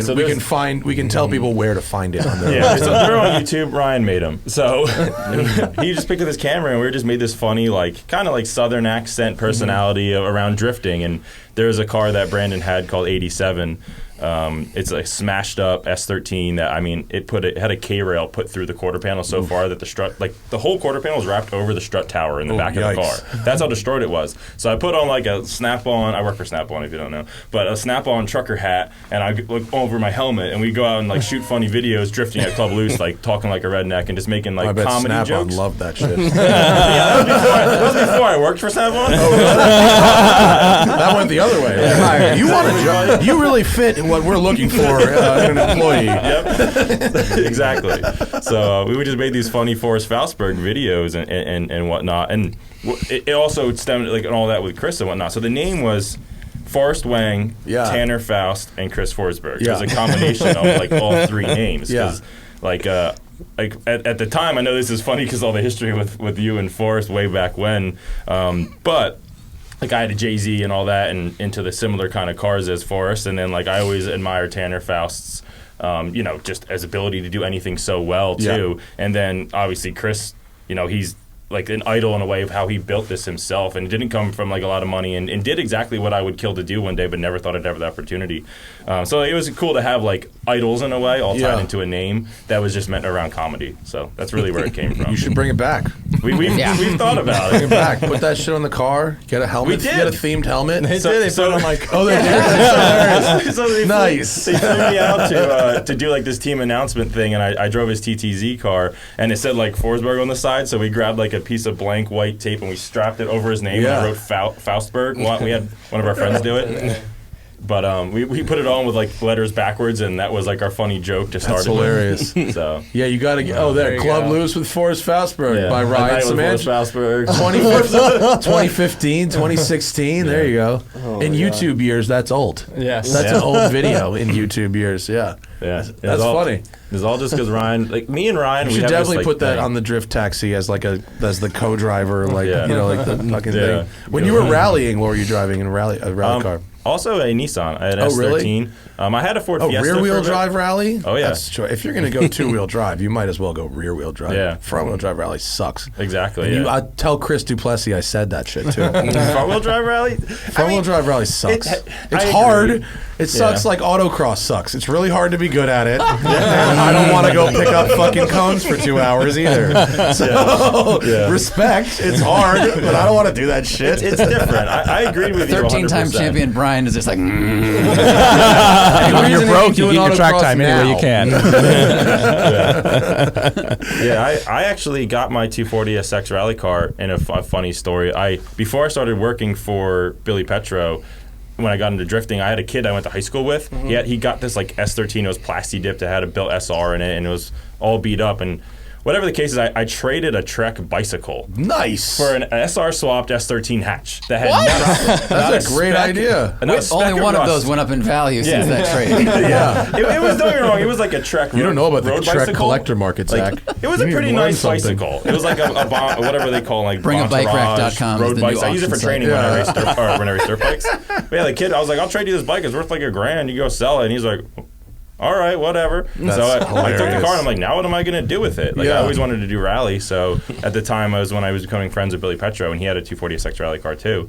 So I was like, all right, we'll just build this. What series was it? It's East Northeast, right? Yeah, at the time, I did like NASA Rally Sport events and Rally America. Oh, yeah. And then I got into starting to do ARA, which is what it is currently, and I was going to do it with the Fiesta, but we ended up just not even pushing that. I sold the car and all that. So I still have my 246 rally car to this day, though. But it's a good time, though, right? Rally? Yeah, I mean, it's like the most amazing thing you could ever do. You ever try it? I have done it. I haven't like entered a race, but I've like ripped around like rally tracks. I did like a little thing at Dirtfish. I did a little thing at with Finnegan on his Faster Finnegan show, and but never entered an actual race. Fucking fun. It's cool. I've only ever done it at the schools, but it's really fun. Yeah. And if you had to pick consumer advice, if regular people had to pick like what driving school should I do, always do a rally school first. Oh, absolutely. I mean, you just learn so much about car control and your weight transfer and your fucking sideways half the time. It's brilliant. Down. Yeah, I did get to do the Nora 500 last weekend. Oh, really? Yeah. So in what? It was a Polaris Razor. Oh, kick-ass. But yeah, so 4-wheel drive, and it's I got my co-driver, Keiko Johnson. Holy shit! Look at that photo. Is that you in the air? That's not me. That's RJ. That's RJ Anderson. That was the biggest air I've ever seen in a fucking Razor. That was a big one. Yeah, that was that. Yeah, that is enormous air in a fucking video Razor. with NOS Energy Drink. So oh wow! Just helping them with a little promo on that. But we took that thing down. There's the team, and it was awesome. It was a super fun experience, and I got like I said, my buddy Kegel, he's co-driving with me, and so he's on the nav reading the notes off, just like reading the degree of the turn, the direction, and so that was like first time I ever really did like notes racing as well. How did that work in your brain? That was great. Yeah. And it's funny because there was definitely at least 5 or 6 moments because it's the 500, and so we split it. The rig would get about like 150 miles out of the tank because we put like a 30-gallon tank in it. So me and my buddy Dylan, he was the other driver, so we swapped like halfway through each day. It was 250 miles a day because they do it like rally style stages. So I drove first shift both days, and he drove the second shift. So how long are the stages? Anywhere from like 80 to 130 miles. Oh, that's big stage. That's long. Yeah. That's a big stage. Yeah. So we did that, and what was he getting at? Oh yeah. So like he's doing the pace notes, and so there was like 4 or 5 times where I noticed like completely like not really listening and thinking about like not like what am I gonna have for dinner, but like something like, oh, I gotta make sure to tell Dylan this because feeling something in the car, like oh, we should maybe bump the tire pressure up. I felt it like kind of bottom out a little too hard, like maybe like we're just taking guesses at setup and stuff. So I'm just thinking about other stuff, and all of a sudden I'm like, wait, what? Like left or right? Where do I go? Like, so Oh my it's just God. like that split second of like, oh, I got to make sure like to like check this strap or like check this, torque the wheels or like just any sort of like thing about like the vehicle itself that was like kind of coming to me during the race. Yeah. And you'd miss that one note and you're just all of a sudden like, Where the you just fuck basically am I? stab the brakes and like repeat. You know? So, but it happened like maybe like once an hour. And it's desert. It's essentially. desert, right? Yeah, it's desert, and So- like the 90% of it's like one lane, so it's like Right. kind of rally-esque, you Yeah, know, where yeah. it's like you got a cliff on the one side, you got a hillside on the other, and you're mobbing. Yeah. So it was really really cool. How did you find the physical challenge compared to drifting? You know, drifting you do It was a lap or two or whatever. It was but way this is- easier than I thought. Oh, wow. Like Long travel rules. Yes, Yeah. that too. right. Yeah, big old cushy ride. But yeah, I thought I was gonna like fatigue fast or just get tired or just mentally exhausted. But like I said, just those few quick moments where like I realized like, oh, like we're still in the middle of a race. Like Yeah. you can't take your mind off it for like a half second because you'll miss the turn. And so, but yeah, I absolutely love it because I've never done any long distance like racing like that, especially with notes, like not having any experience on where I'm going or what I'm doing. You know, it's not like, oh, we're just gonna run this track for 4 hours and I know every turn and how fast I can go. And did I hear you say you alternated driving with your buddy? Yeah. So did you read the notes also? You were co-driving? No. I didn't do co-driving. So me and Kegel, so I was driving, he was co-driver, and then Dylan and his buddy Noah were the other pair. So we pulled in to truck. refuel. Oh, okay. Because it was like you race a stage and there's a transit stage, and then you race a stage. So in the transit stage, that's what's kind of nice about Nora. It's like way more relaxed. It's not like the Baja 1000 where like start to finish, you're going as fast as you can. It's like you hit the finish line and you have like 30 minutes to reach the start line, which is only 10 minutes away. Oh, okay, right? cool. So you have like this little 20-minute buffer to like double check things. That's where we did our driver change, refuel, and then go back out. And so it was It's a lot awesome. like I bet it was Rally so Down. fun. Yeah, It's it a was lot like rally. It was. That's a long. That'd be. Yeah. Imagine a 130-mile rally stage. The car would never make it. Like I don't care. No rally car would make it. No rally car. No WRC car is making it that Yeah, far. so this is us doing a little testing. We found this lot and just went out and just gave it a quick rip before we headed out to. This is in SoCal. Where is that? Is that Hungry Valley? Oh, you can't say. I'll tell Can't you say? off. Oh, Yeah, can't say. I'll tell you later. But like It we looks like used to go somewhere test. we need to be. Oh, it's great. We used to go test in like Ocotillo, and so it's like it's a 5-hour lap just to get there and back. Yeah. And someone told us about this spot, and they're like, "Yeah, like it's pretty sure it's open." Oh, so we're like, definitely. We're like, let's give it a whirl. And Remember to get this because we need a spot. We got it's fucking a good spot, man. We got fined for filming. You seen that Baja 911 that TJ Yeah, yeah. Russell dude built? Yeah. I got to have a go in that, and it was fucking so next level. But we got a $600 filming without a permit ticket in Hungry Well, Valley. where we went, there was guys shooting guns into the hillside. Oh, so, really? Yeah, that's basically what was happening. That's a And good sign. I shit you not, there was at least one ricochet that sounded way too close. Get the fuck out of here. Yeah, because I mean they were pretty far away, but you just hear it's like, ding. We're like, And is that a spec that? vehicle? that one? Yeah. Yeah, it was in not stock, turbo modified class. Okay. So it's a stock chassis. It's not like the unlimited chassis, but Nora, they had, I don't want to say so few entries, but they basically roped us with the unlimiteds, right? So the like guys that were in front of me in line are like, they have like the full tube chassis, and the difference between like that and then unlimited is essentially the unlimited, you're allowed to cut everything above the bottom plane, right? Oh. So the bottom plane you keep to set the wheelbase, and then from there you can make whatever you want up top. So they they redo all their suspension mounts taller. You can get longer shocks on there, longer travel, and they set the the center of gravity lower. With this, we're stuck with the, I don't want to say stuck, but you're utilizing the stock suspension points. So it looks like kind of tall, but you have to get the full range of motion. And also, so like your seating position's a little higher, like they're sitting down and back, because they all use the 4-seater chassis as well, but they make them 2-seaters, Oh, wow. right? way yeah, further Way more back, stable, right? Because it's a longer wheelbase, so it's better. But then they lower their seating position, they move it back, and they get more in the center of the car. Handles a little bit better, but. So they put us in the same class as those guys, and this is our first race ever. After day one, we were 3rd in class and 9th overall out of 90 cars. Wow. All right. Wow. Yeah, kudos so to So you are guys. you making passes on the trail then? Oh yeah, I passed Oh, like wow. a dozen guys out there. It was Oh wow, nuts. that's fucking so sketchy.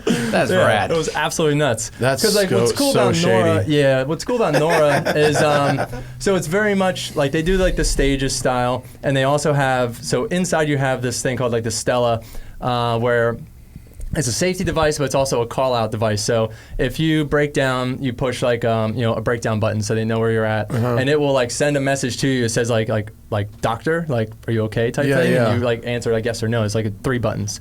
There's an SOS button like where like I need medical help, and then there's also That's probably a good idea. Yeah, it's a good idea. Yeah. And then there's also a pass button. So, like, as you approach a car, if you're within 300 feet, you can start pressing that button. Oh. And so then they'll give you a Does it point ping buy or them? something? Yeah. Oh, And, like, so Riley they'll- needs this method. Yeah, so Riley needs this so bad. So they will. So what they're supposed to do in Nora, because it's a no contact, no nerfing sport, because they do a lot of vintage cars in the series. Yeah. So it's cool. You see all these rad like old school builds. But yeah, so you ask for the point buy, and they are supposed to acknowledge, and then when there's a safe spot, they kind of like move up into a bush, let Yeah. you buy. That's a good Not everybody idea. did that. No, but that's still a good thing to have because, like, you can't Yeah. see shit behind you with Oh, rooster it's tails. nuts. Like, Well, that's why you can't- watch Baja and everyone's honking at each other and like Yeah. banging people's Yeah. bumpers. Like, move, dude. Yeah. Yeah, I don't want to get over. It's insane when you yeah. want to get someone to. My first ever stage in a rally ever. I was the last car to start because we didn't pass tech for the first day, so we had to fix the car and go out for the second day. So Ryan Samancic's my co-driver, actually. Okay. My 2 miles into the very first stage, I catch one of Chris Duplessis' rental cars. It's a Kitty Smiles Rally Adventure. Was it on a Ford Fiesta? So you ever want to see someone driving their mirrors? I come flying down the stage behind this Ford Fiesta, and this kid must have been preparing for me to be doing this. Yeah. He saw me come up and just drove off the stage into a swamp. Like, damn, what are we going to do? It's only been 2 miles in. And the kid just goes, whoop, boom. Like, Ryan will tell you the story. Deductible achievement. And I'm just like, Ryan, is that what usually happens? He's like, no, dude, usually you're like stuck behind him. Just drives off into the swamp. You got to imagine the risk of renting a fucking rally car. Wow. Yeah. You got to be ready for that It's a one. big down payment on that one. Yeah. But it seems like these side-by-sides are like the most affordable way into it's the off-road fastest growing motorsport. like off-road class, Yeah. for sure. So there's so many classes now, which is cool and like in like the score racing. But yeah, I guess Nora they just kind of clumped them together because there's a handful of them, but there was mostly like all the cool vintage trucks, and there's a couple like pre-runner, like high pre-runner level, like trophy truck status. But yeah, I mean, it was just an incredible time, like just being able to, like I said, like working off of notes. That was like the first time I've ever done that, and it was awesome. Yeah. Keeping focus is hard. Yeah. You ever watch those videos of Sebastian Loeb and he doesn't blink? Oh yeah. Yeah. He fucking keeps his eyes open for like 8 minutes. What the fuck is wrong with this guy? Yeah. How does he fucking freaks? How My does he do programmer has told me to not blink, so I don't blink. Yeah, literally. Chris Duplessis, he's really good at telling this story, but he had, when he worked at Team O'Neill Rally School, he had these people that, I guess from like the military or something, that had these glasses that would track your eyes. Oh, cool. So they put him on him, and they were doing it with a bunch of athletes and stuff like that. They put him on him, and they sent him out on stage. Goes out, does his run or whatever, comes back, and they're like, oh, sorry, it's broken. It out-registered what it could read. Go out and try it again. And every time it came back and it was faulting, and because they didn't believe that how much he had to look at. Like while he's on stage, he's looking there, he's looking here, he's looking all over, and the it went out of like the like what the glasses could capture, and they were like mind blown that that's where you're looking to go out and compete in rally. That's crazy. We just had Alana Shear from Car and Driver on the show last week, and she just did like drag racing school.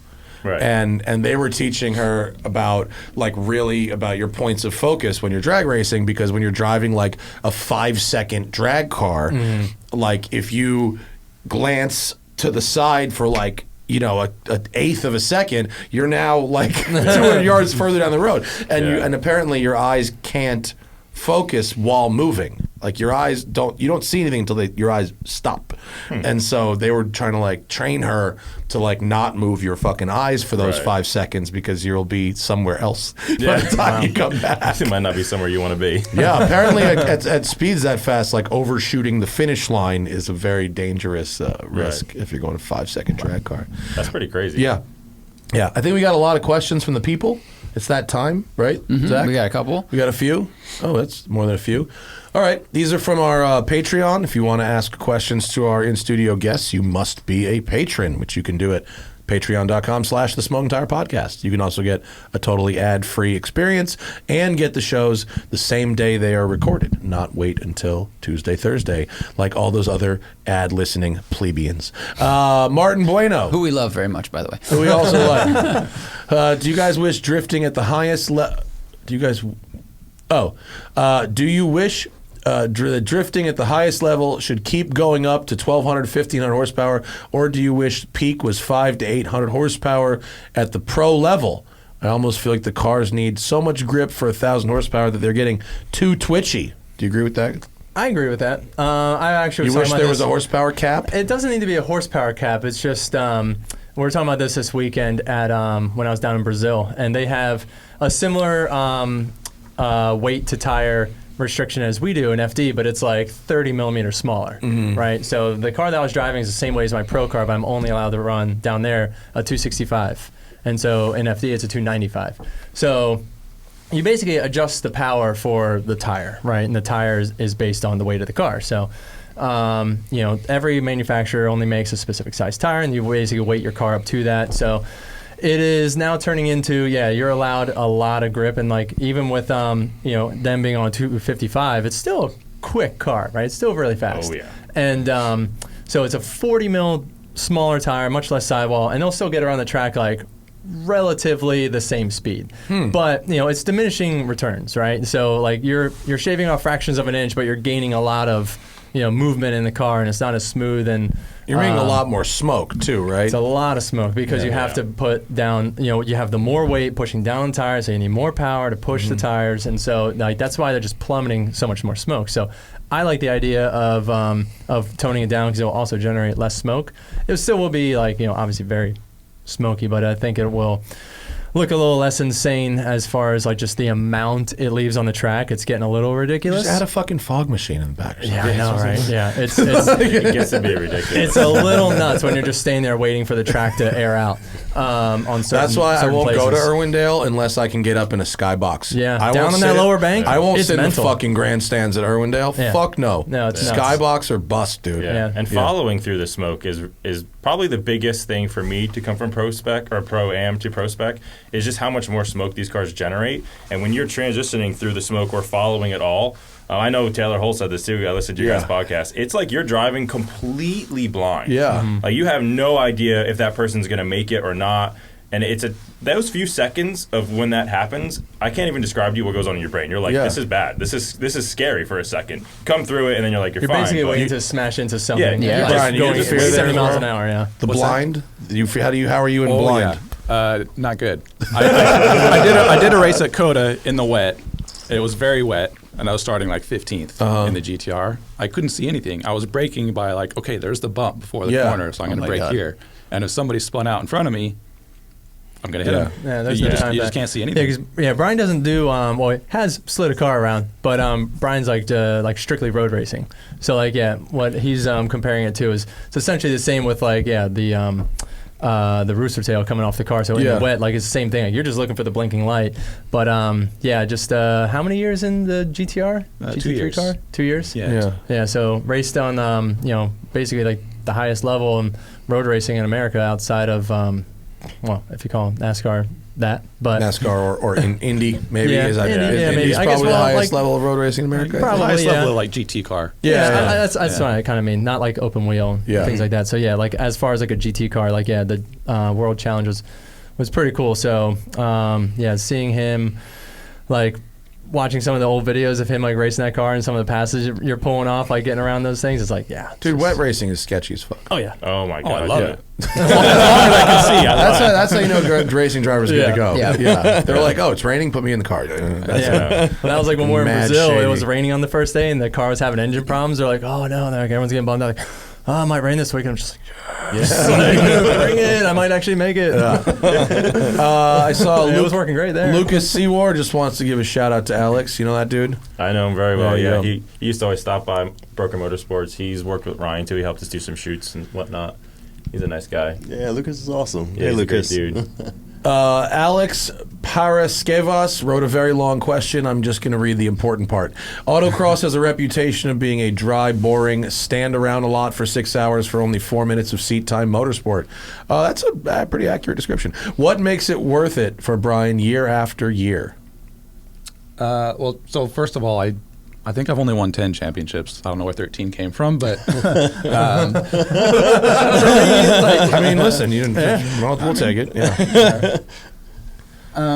I mean, it's just what I always did. It's what I could do, when I was, in high school and college and stuff. So I just met people there that became like family to me. It's just like, you love to see your friends. And I go to nationals every year, except I missed this year. And it's like you're seeing friends that you haven't seen all year, but you get to see them and they're your buddies. So I typically haven't seen that. You actually like the social element of it. And I mean, the saying is you come for the cars, you stay for the people. And it's kind of become a cliche, but it's true. I like that about it, and I don't mind standing around watching cars go fast. I don't know. I have to run for a cone every now and again, but big deal. It is really hard. I mean, and I imagine when you get really good at it, winning a lot is a good reason to keep. That's what drew me to it initially.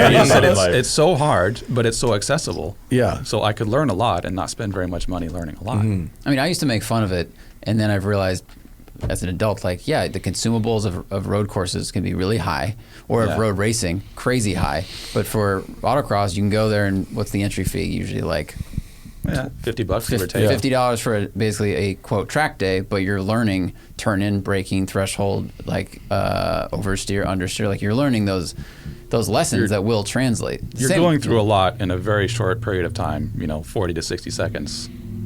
4 or 5 times a day. And if you can stay focused that entire time and then replay it in your head after the event, I would always do that on the drive home after the event. Okay, this is what the car did. This is what I did. So what could I have done differently to be faster? It's actually very valuable seat time, even though it's not a lot. For me anyway. When I started doing track what was your days, autocross car growing up? my first one, my very first autocross, I borrowed my mom's Camry. Nice. Yeah, with her permission, with her knowledge. That's awesome. That was the first championship. That's when Chris saw you and he's like, he's our guy. No, I only did one event in that car, and I was so hooked on autocross, I was in high school at the time. I just turned 18, so I got a 87 MR2. That I learned autocross in. And you were talking about weight transfer earlier. I've never ridden motorcycles, but to me, now that I've had more experience in different cars, a mid-engine short wheelbase car teaches you a lot about weight transfer with your feet. For sure, yeah. I could definitely see that. That's why I've always been a big no sway bar guy. I like the weight. Yeah. In rally, I never ran sway bars and stuff like that. And drifting is always this sway bar argument. It's this funny internet meme war now about running the sway bars or not. And I was always very anti them. So now I kind of have to. Once you get to the professional level, you have to use them to tune the car, properly to be as competitive. But I always like not running them for the weight transfer feel. You got more. I like more of a soft car. You get the feel of what's going on, and I think that's from the rally side of things from me. I think also the big argument with that is because these guys are going from either no sway bars or inch and a half, Hotchkiss bars, things like that. So it's a big difference if you're running them or not versus on the racing application, they're fully tunable from 100 pounds to 2,000 pounds. Yeah. Jake, I feel like we got to this one earlier in the show. This is quite most difficult part of making the transition from sim racing to the actual track for Bryan. Well, I think the hardest part for me was that I kind of went from basically just doing HPD and autocross and sim racing to being thrown into the world of road racing, and it was sink or swim. I'm going up against guys that have been karting since they were 5. They have a couple decades of experience road racing and knowing what to do in every situation. And I'd studied racing, I'd watched racing on TV, so I only had that to go on. I'd done sim racing and stuff, but it's a little bit different having that situational awareness when you can't see your mirrors very well. Because in sim racing, you got that virtual mirror, right? Yeah, yeah. And it's I can just look right here and see everything that's going on behind me. It's like a backup camera. And back with when I started road racing, and then a window net. We didn't have now road race cars. Most of them have cameras, so you kind of get that experience. But back do the when I was GT doing cars road even racing, have cameras now? Oh yeah. Oh, okay. Oh yeah.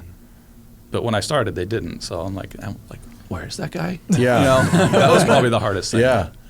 That was actually seeing behind me was one of the hardest things. Not that I've done professional, but I've done like Champ Car and shit like that. Yeah. And Han's device with the seat. Yeah, the halo seat, the cage behind you. Yeah, like I actually like if someone's like in your blind spot, it's fucking literally a blind spot. It's really hard to see. Yeah, that's tough. Yeah, I can see that. It's funny how like claustrophobic it can be because like in drifting, like we don't run window nets, right? And so like we'll have like arm restraints, and we're looking out the side, half the time. So you're kind of like looking out this way or like across the dash, like through the A pillar, and then we're building the car for Bryan, the Z. And we're like, we got the roll cage in there, and I'm like, kind of like looking at it. We're thinking about doing like the mid bulkhead, as in like put the firewall on the main halo. That's how we do on the drift cars. So it's just a wall right behind us because we can't see behind us anyway. It's all smoke. Yeah. And my guy Kago, he's like, don't you think he's gonna want to like see? I was just like, it didn't register for like 30 seconds. I'm just like, for what? What did you do? Like, he's going that way. I wish you'd built it that way to We'll present back him to into the Oh pit. my god, that'd be funny. Bryan would be like, thanks for the car. I have a question. This window sucks.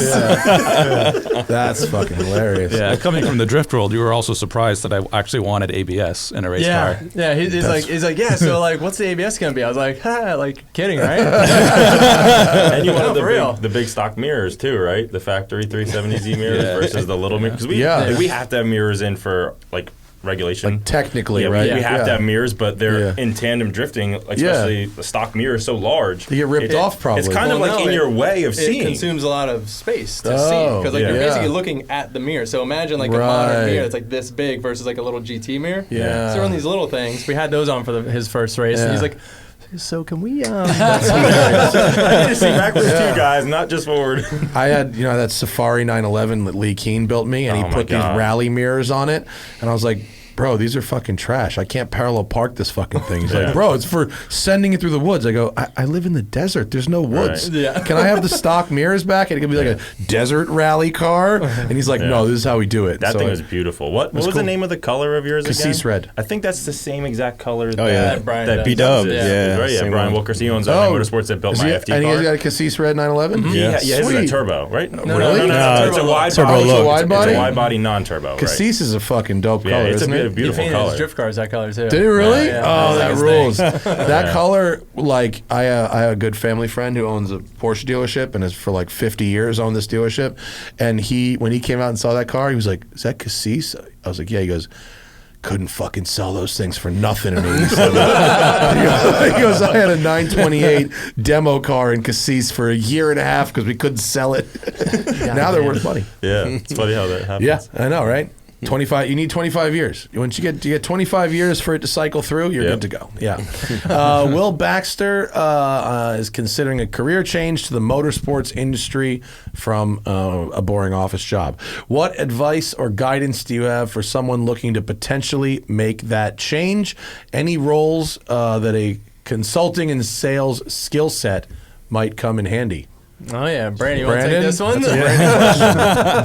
I like this question. So we can get a lot. little backstory on Brandon too. So just real quick, he used to work in the tech world. His background's with Facebook and things like that, and so.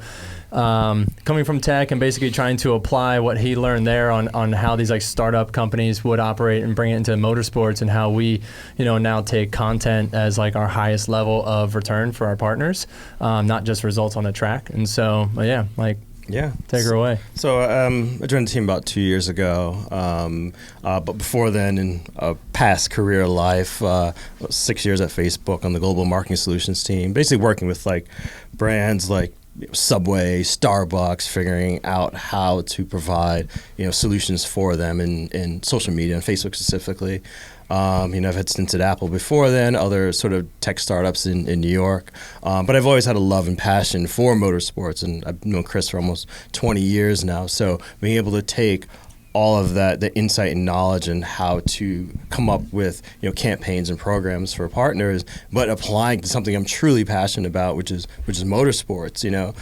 We've been able to obviously grow the team. Our partners are super happy, and we've become basically a top to bottom full marketing solution for our partners. The racing is production costs, part of the campaign costs, but really we're an automotive marketing company, So so absolutely, if you're looking to make a transition to that, something maybe like a brand manager, or obviously you have to find something to get in, but like something like that, bringing those skills into motorsports, I think that's absolutely beneficial. And it's like the one thing start that with a motorsport you're actually passionate about would be probably a good place too. So like a B2B consulting, that's exactly what we're doing, and that's what most. That's what like the top level teams will have, of course, like Papadakis and Vaughn and all those guys. Like they're doing the same thing we're doing. But there's a lot of the teams in like the mid range, like that's like what they're missing. Mm-hmm. No offense to them, it's just they're just making their way there, right? And so it's just about being able to provide more to your partners and not just focusing too much on. I just have to like build race car, drive race car, and like go home. It's like there's so much more that happens outside of that, and so that's like motorsports is like a perfect position for that because cars have had stickers on the side of them since the beginning of time. Yeah, I mean, the sticker on the car is like the last of it at this point. That's what I'm saying. Like, that's the most what kind archaic of value version of it, and visibility can you give to the companies that are paying your way exactly. to go There's racing? more outlets for it now than ever. Yeah. But also you got to so Chris is the blueprint for this, right? You obviously have an accomplished driver with championships behind his belt, an accomplished award-winning car builder, but then also a personality that can get on a show and host a show. And I've been asking around, looking in our space, there's not anyone else I can really think of that has all three. It's usually a driver host or a builder host or something. They have the two, but not all three. So Chris is the blueprint that we're trying to, with Alex, same thing. Again, he's got that championship talent. He can build a car. He's great. He's hosted shows before, things like that. Again, that's the blueprint. And then same thing with Bryan. Great. He's been wrenching. He's been doing some content and stuff for us. Chris is the blueprint for this to make it successful. So yeah, I love what I do, but you guys make it easy for me to get on the phone. That's a good answer, and I think like.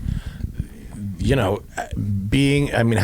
to make that first jump, that's for the person to figure out. Mm-hmm. What team you're going to call, Foot in the door is the hardest part. But if you have that skill set of B2B sales and you know something about racing and racing drivers, that certainly helps. Well, yeah, and you're bringing something to the program. So you got to find the driver that looks like he needs that kind of support, and you give him an offer. They can't refuse, and that's how management's been working since the begining of time. It's a percentage deal. It's like, hey, if I bring you this and I get this percentage, and you grow the relationship, and it goes from there. Brandon, he's like new to this. I worked with a couple other companies over the years, so it wasn't too much of like a sale. It was like I needed the help, and he was like wanting to transition. So we're like, let's go for it. That's awesome. Yeah. Well, thanks for coming down, guys. Yeah. Appreciate it. Really appreciate it was a good time having you here. I guess this solution works. We just need to go buy another chair. Glad we got to use all Brandon's of your not actually outputs. that short. Yeah. You have to use all the XLR capacity. inputs on the mixing board. Yeah. And are you guys all going to be at SEMA as well?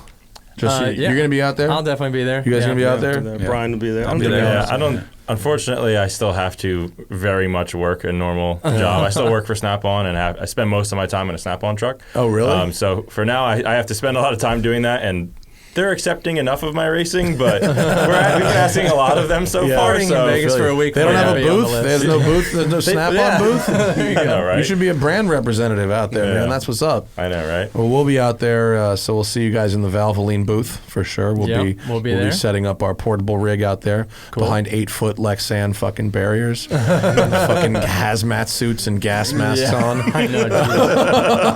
We're gonna have the Ultimaniac in the Nissan booth. Oh, so, cool. Yeah. All right, so go check that thing out. And Bryan's competing in the Grid Life Game Night Sim Challenge. Oh, we'll be there for that too. Yeah. We'll be at the Grid Life game. Can the public go to that? I think you have to RSVP, but I believe so. Okay. I think so. I think it's free. You can go to Grid Life's website and do that. Well, that's Thursday night in Vegas. I look forward to losing to Bryan. Yes. Bryan will be murdering. Forsberg, Alex, Bryan, Brandon, thank you very much for joining us today. That's our show. And we're actually here tomorrow. My father, Roger Farah, is taking your business questions tomorrow. Wow. My dad's a heavy hitter in the old school business retailing industry, and one of our more popular guests of this past year. So he'll be answering people's business questions tomorrow. So get in the Patreon if you're about that. And have a good race this weekend, guys. Thanks, man. Enjoy it. Appreciate it. I'll be up in the skybox away from the fucking tire smoke. All right, that's our show, and have a good rest of your day, everybody. Bye.